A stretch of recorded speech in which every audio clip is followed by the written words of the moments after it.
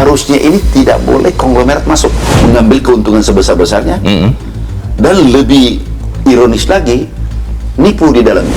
Ini mengambil hak rakyat. Oke. Kalau mau mengatakan penipuan boleh. Ya.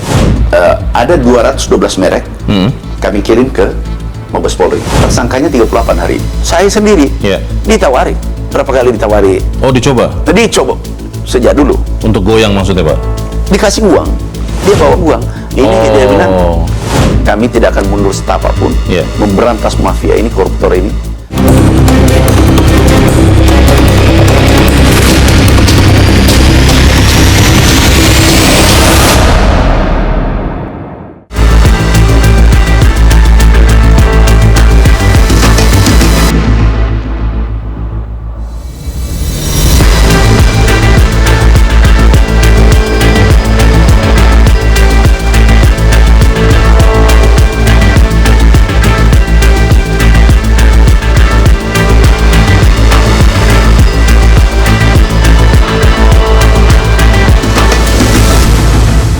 Pemirsa, terkait dengan beras fortifikasi yang sebetulnya dirancang untuk meningkatkan kandungan gizi bagi para konsumen, belum lama ini pemerintah menemukan bahwa ada penyalahgunaan. Bagaimana beras-beras yang sebetulnya seharusnya tidak dijual mahal, tetapi kemudian dijual mahal dengan alasan fortifikasi. Kemudian kita juga ingin tahu seperti apa keamanan pangan di tengah-tengah kondisi yang sekarang disebut mengalami El Nino, bahkan disebut Godzilla. Bersama saya telah hadir Menteri Pertanian Republik Indonesia, Amran Sulaiman. Pak Amran, terima kasih waktunya. Terima kasih. Pak Amran, beras fortifikasi itu, Pak. Ini kan sebetulnya tujuannya untuk meningkatkan kandungan gizi supaya konsumen yang menggunakannya meningkat gizinya. Masalahnya ada di mana sebetulnya temuan Pak Amran dan teman-teman Kementan? Yang pertama beras fortifikasi ini adalah itu sangat bagus tujuannya. Itu ditambah vitamin seperti B12, ditambah di dalamnya beberapa vitamin agar orang bisa yang mengkonsumsi sehat, terpenuhi kebutuhan gizi macam-macam dan seterusnya. Dan itu diperuntukkan oleh saudara-saudara kita yang kekurangan seperti stunting. Itu kan menengah ke bawah kan. Ini targetnya. Tetapi yang terjadi sekarang adalah pertama itu jualnya ke supermarket. Retail modern? Iya, retail modern. Oke. Nah, ini dari sini saja, ini sebenarnya salah penempatan. Keliru. Nggak apa-apa sih, di sana juga nggak apa-apa. Boleh juga. Tetapi ini harusnya di kalangan bawah. Karena retail modern biasanya menengah atas. Menengah atas. Nah, pangsa pasarnya menengah atas. Ini menengah ke bawah. Yang mau disasar. Kalau ini sudah jenuh dan seterusnya, ini boleh. Tetapi di sini tidak ada. Yang adanya di retail modern. Masalahnya kemudian di mana, Pak? Yang ada angka 71 triliun yang kita dengar, itu sebetulnya angka dari mana, lalu merugikan negaranya seperti apa? Jadi gini, saya mulai dari awal dulu, masalah kerugian. Sama dulu modelnya premium. Beras ini disubsidi. Sepakat? Disubsidi oleh pemerintah. Subsidinya di dalam beras, seluruh beras itu nilainya 144 triliun. Bahkan di 2026, estimasi sementara, angka yang ada 160 triliun. Itu negara subsidi. Barang subsidi artinya, itu diperuntukkan oleh saudara-saudara kita menengah ke bawah. Iya kan? Ya, mungkin selebihnya bisa yang ke atas. Tetapi diprioritaskan kata-kata subsidi itu, subsidi pupuk, subsidi alat mesin pertanian, subsidi air irigasi, ya kan, mulai bendungan dan seterusnya, listrik dan lain-lain. Ini disubsidi. Nah, subsidinya 144 triliun untuk keseluruhan, untuk seluruh Indonesia. Artinya beras subsidi ini menjadi fokus pemerintah. Ini harus dijaga. Logikanya harusnya ini tidak boleh konglomerat masuk. Tidak boleh, apalagi mengambil keuntungan sebesar-besarnya, dan lebih ironis lagi, nipu di dalamnya. Dapat barang lebih murah, disubsidi negara, kemudian dijual dengan margin lebih besar. Bukan margin. Nah, jangan keuntungan malah. Bukan keuntungan. Ini mengambil hak rakyat. Kalau mau mengatakan penipuan boleh. Contoh nih, kita masuk ke fortifikasi. Fortifikasi ini ada standar, ditentukan oleh Bappenas, saya. Badan Pangan Nasional. Badan Pangan Nasional. Bapak kepalanya juga. Nah, saya kepalanya. Ini ditentukan. Ini ada standar sekian, B12 sekian, semua kadar mineralnya, kandungannya, zat-zat di dalamnya, vitamin dan seterusnya. Ditentukan kan, ada standar. Nah, setelah ini kita cek seluruh Indonesia, ternyata 80% tidak memenuhi syarat. Kurang dari standar? Iya. Jadi artinya kalau kurang dari standar, itu beras biasa. Beras biasa katakanlah 12.000, 13.000. Bahkan ada 11.000, ya katakanlah 12.000. Iya kan? Nah, harganya ada yang 42.000. Selisih berapa? 30.000 kan? Iya. Kalau 30.000 kali 1 juta berapa? 30 triliun. Wow. 30 triliun. Nah, kalau kali 3 juta, 90 triliun.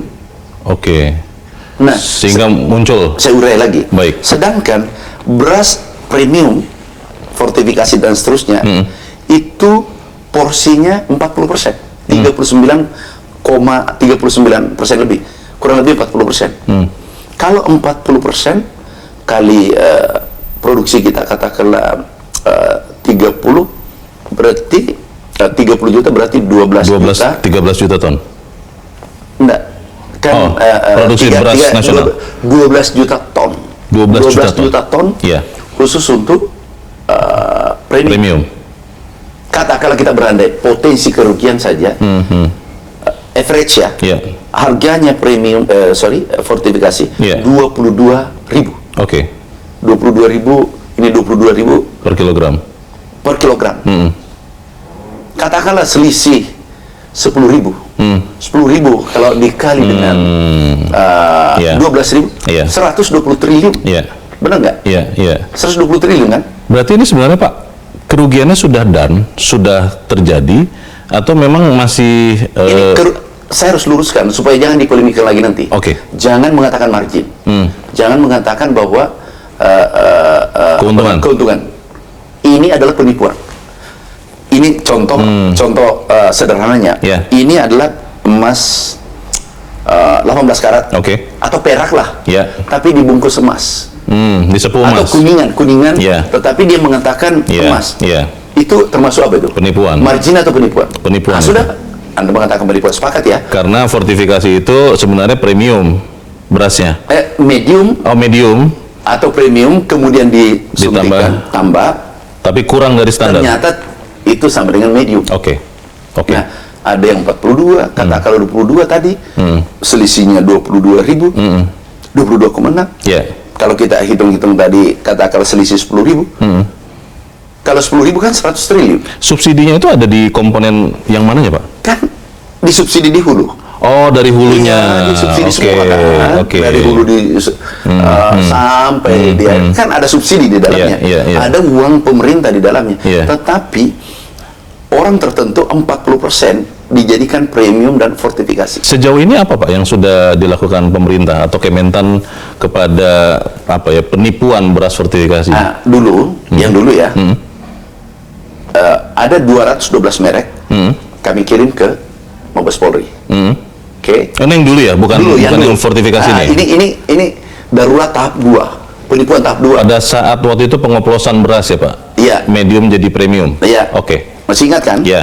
Orang kan nanya, mana tersangkanya? Tersangkanya 38 hari ini. Itu diproses Pak? Pasti dong. Itu perintah presiden. Karena belum dengar ujungnya sebetulnya Pak? Tersangkanya 38 hari ini. Sudah ada tersangka? 38. Dari seluruh yang dilaporkan.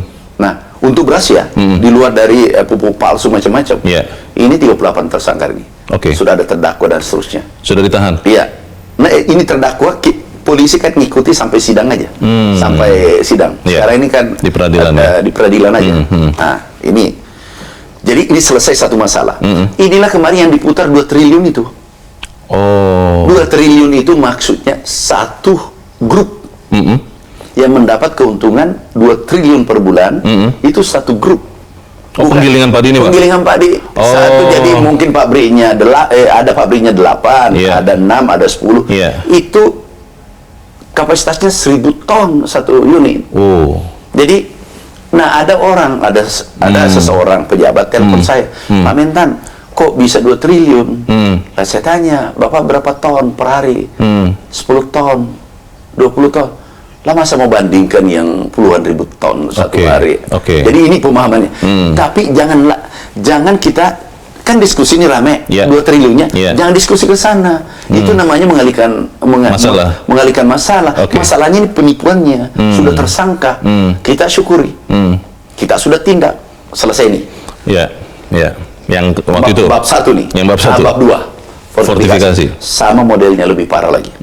Selisihnya sampai 22,6 ribu per kilogram. Kalau yang tadi yang tertinggi 40, selisihnya 30 ribu per kilogram. Tapi sedikit Pak, yang 42 ribu kan? Apanya? Yang dijual dengan harga 42 ribu kan? Sedikit, tapi average semuanya itu selisih 22,6 ribu. Rata-rata ya? Rata-rata. Clear kan?